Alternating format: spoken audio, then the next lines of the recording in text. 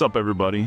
Zach here. We just wrapped up 10 weeks in Florida, culminating in the trip to Dima that you might have seen in the last video. But I did a bunch of other stuff too, including finally taking my cave DPV course. And I brought the Insta360 X5 along for the ride. I've already reviewed the X5, but a bunch of you asked about mounting it to a DPV and what that footage would look like underwater, so I did that. I also wanted to talk a bit about my experience with DiveX scooters in the cave. During the course, I was using the Great Pumpkin over here, which is what I've taken to calling my CudaX, and my buddy was using one of my BlackTips because he didn't want to bring his scooter all the way from Hawaii, which is understandable. There are some definite differences between these two scooters in a cave environment, and we're going to get to that later in the video, which could be very useful information because we're running another sale on DiveVibetech.com, and it's already started. Use code HOLIDAY15 at checkout if you want to save 15% off on DPVs and accessories. That's just over $1,600 for a BlackTip travel. Get them while they're hot, because when the holidays are over, so's the sale. And that's not the only holiday discount code I've got for you in this video, so make sure you watch until the end or you might miss it. I can't wait to show you the footage that we got in the cave because it's pretty amazing. But before we do that, I should probably show you how we got the footage.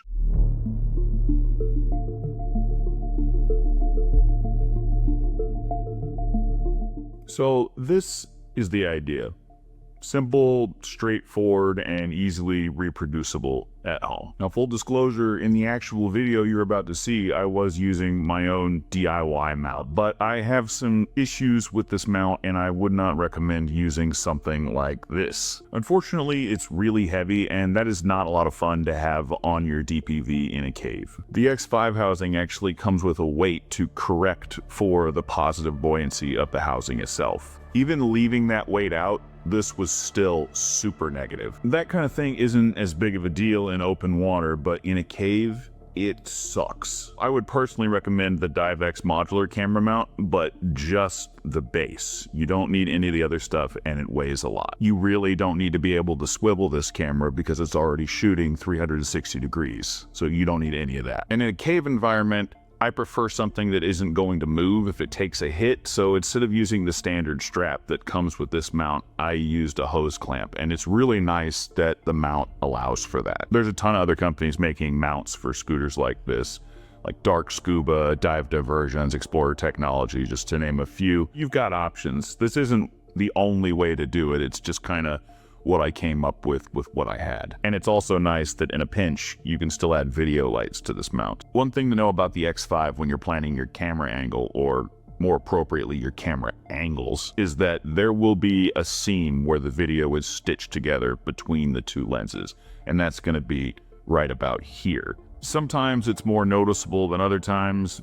To be totally honest, I find it pretty acceptable because of what this camera is giving you. It's kind of just something we have to deal with the technology right now. I'm sure it's going to get better later. But you'll want to make sure that you have these seams facing away from your primary camera angles. So if you're filming yourself and what's in front of you mostly, then having it this way is good. But if you want to film what's to your sides, then you'd want to swivel the housing. You'll still get 360 degrees, but there might be some shots with a seam in it. The other thing that's really important, and we'll talk more about this when we roll the footage, is that you want to make sure that there's not a big light source pointed at the seams. So you don't want to point the seams directly at the sun if you're in open water, or if you're in a cave, you want to make sure that you don't point your primary light at it. But when I shot this footage, I actually leaned the camera forward a little bit because I wanted to make sure that I didn't have a seam when I was filming myself, and I figured I would still have a pretty good field of view forward. But to be totally honest, I'm thinking that straight up and down might be better because your seam isn't until up here, and this is pointing straight at me. I think that's good, and then you've got more of a field of view in front of you, which is what people really want to see anyway. Who wants to see me? You want to see the cool cave, right? Right? Sorry, I'm a weirdo. This definitely requires more experimentation. If you've tried this yourself, let me know what your experience was in the comments, or better yet, join the Dive Vibe Discord so we can discuss it and all help each other out. That would be sick. There's an invite link in the pinned comment below if you want to join. That's absolutely free. All right, that's enough yapping. Let's roll the dive video so I can yap some more.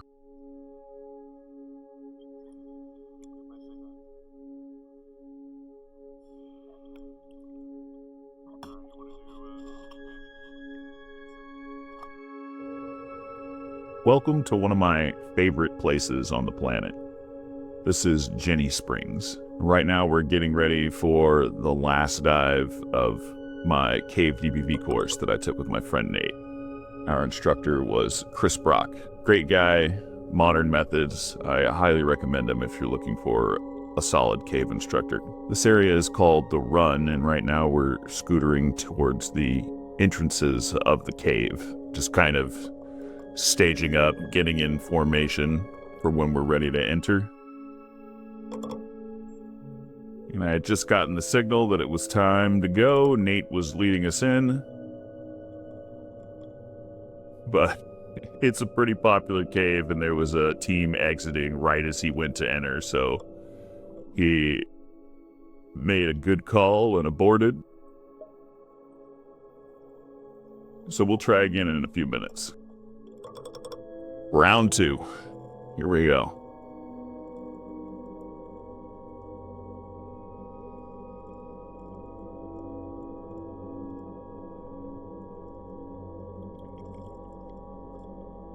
The ear is a really fun kind of sporting entrance. It can be a bit technical, especially when there's a whole lot of people in it.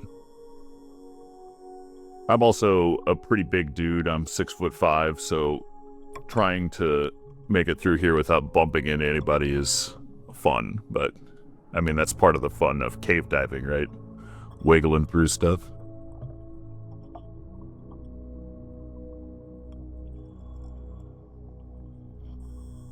Adding some gas to my counter lungs. We're basically making a head-down descent right now. So things were getting a little tight.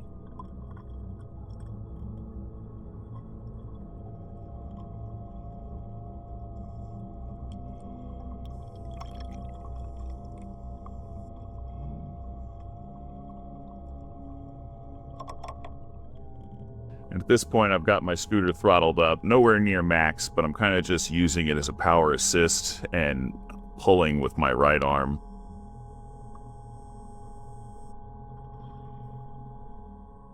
We're dropping our O2 bottles just past the sign. Not really the proper depth to drop an O2 bottle, but this is pretty common when you're going through the ear.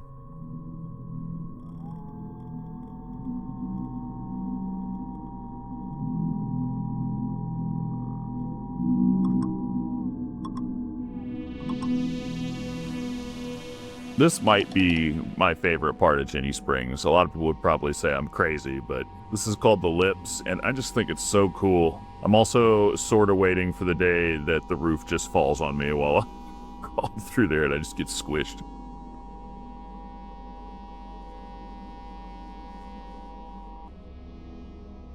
Getting a check before we head through the keyhole. It's a bit of a restriction, and we want to make sure everybody's ready before we go through there. Skipping forward just a bit, we went to one of my favorite places in Jenny Springs, the White Room, and that's what we're doing right now. We're actually tying in at the 90-degree turn there and running a rail into the White Room because there isn't a line running to it.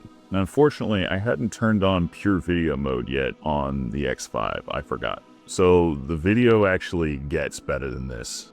As you can see, one of the tricky parts about having the X5 mounted on your scooter is not pointing your light at it. If you point your primary light in it, it just highlights the housing and you can see it, and it just basically ruins the video. But there's really nothing that you can do about that.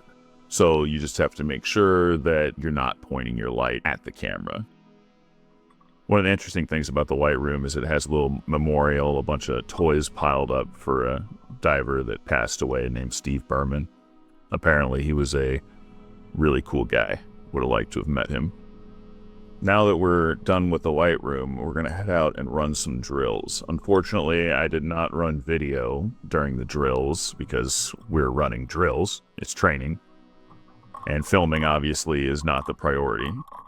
So here we are, post-drills, making our way, and just really enjoying the cave. At this point, all of our drills are done. We're going to run into, I think it was around 2,000 feet. I can't remember exactly. And then we'll turn the dive and head back. Basically, the only goal at this point is to enjoy the dive, stay alive, and make it look as clean as possible.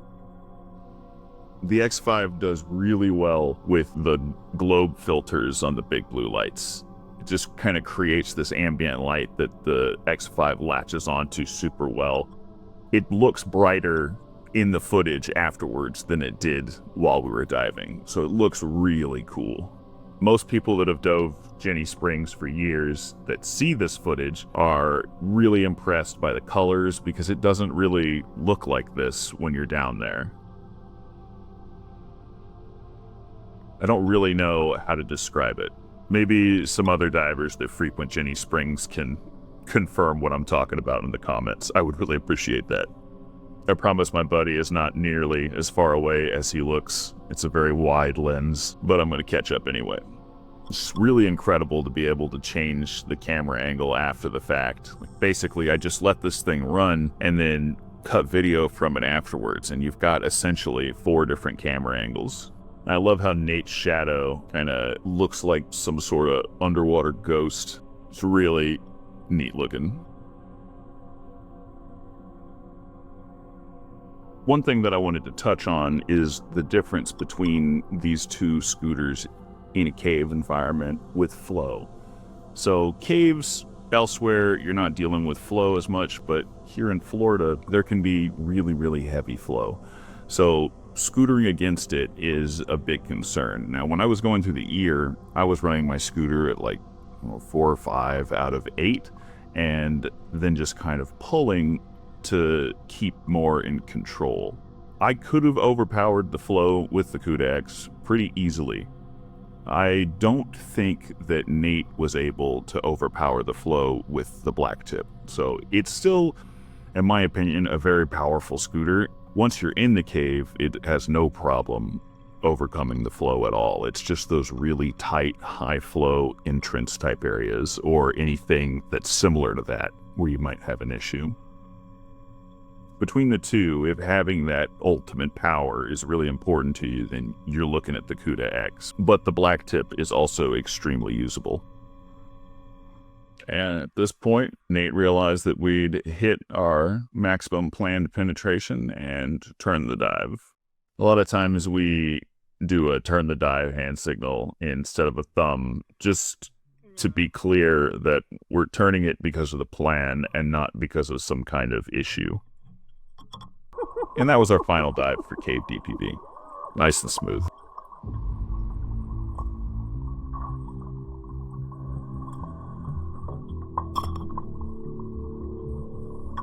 So that was my DPV cave week. CudaX, BlackTip, and some of the best footage I've ever shot underwater. What more can you ask for? Speaking of getting insane footage, Insta360 happens to be running a holiday sale too. And you can use my code to get 15% off an X5 and a free extra battery. So hopefully that helps out with your Christmas shopping. I'd like to take a second to thank DiveVibe supporters on Patreon. If you'd like to support DiveVibe, get access to some extra stuff and your name in every video, then follow the link to Patreon in the pinned comment below and receive my everlasting gratitude. You can also find a link to the DiveVibe Discord where you can become part of the conversation absolutely free. Thanks for watching. Dive safe, and I'll see you in the water.